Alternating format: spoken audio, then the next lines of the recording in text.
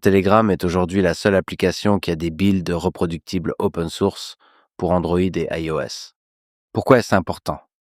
On a besoin de builds reproductibles pour pouvoir vérifier que l'application fait vraiment ce qu'elle prétend, qu'elle chiffre vraiment les données de la manière décrite sur son site internet.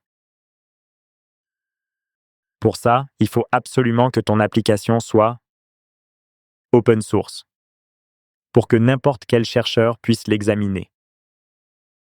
Donc Telegram est open source depuis 2013. Les applis comme WhatsApp n'ont jamais été open source, donc on ne sait pas vraiment ce qu'elles font et comment exactement elles chiffrent vos messages. Mais ce qui est important en l'occurrence, c'est de pouvoir être sûr que la version de l'application que tu as téléchargée sur l'App Store correspond exactement au code source que tu peux retrouver sur GitHub. Et pour ça, il te faut des builds reproductibles. Comme tu l'as dit, Telegram est la seule appli de messagerie qui le fait.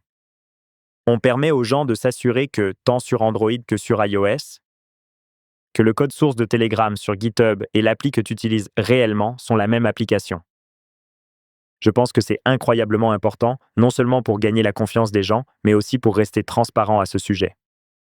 Quand j'affirme qu'en fait, les chats secrets de Telegram est le moyen le plus sécurisé, qui permet de communiquer, je le pense vraiment. Parce que je n'ai rien vu, rien de concret pouvant me le contredire. Du moins parmi les applis de messagerie les plus utilisées comme WhatsApp, Signal, e-message, aucune d'entre elles n'a de build reproductible à la fois sur iOS et Android. Aucune d'elles n'a, au moins au même niveau que Telegram, investi autant d'efforts pour s'assurer que les algorithmes que tu utilises pour chiffrer des données, ne sont pas finalement des algorithmes qui t'ont été fournis par malveillance, par une quelconque agence, pour te tendre un piège. Mais d'après ce que je sais de nos concurrents, je ne pense pas qu'ils aient vraiment traversé le même processus. Donc il faut dire que l'intégralité de la pile logicielle de Telegram est réalisée de A à Z en interne. On ne parle pas seulement du chiffrement, mais de tout ce qui fonctionne sur les serveurs. Les serveurs sont construits, le matériel et les logiciels sont tous faits en interne. Ce qui est un des moyens que vous utilisez pour réduire la surface d'attaque sur l'ensemble de la pile qui gère les messages. Ça rend les choses plus sûres.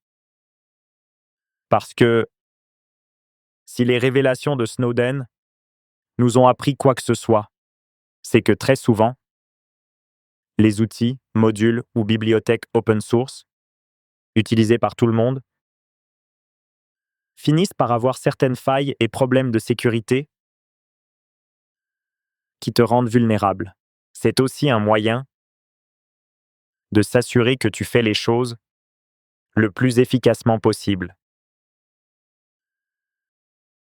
Mais c'est extrêmement difficile à faire. En fait, il faut vraiment avoir une équipe au talent exceptionnel pour pouvoir atteindre ce niveau de rigueur. Il faut savoir aller à un niveau fondamental de programmation qui te permet de recréer, à partir de rien, des moteurs de base de données.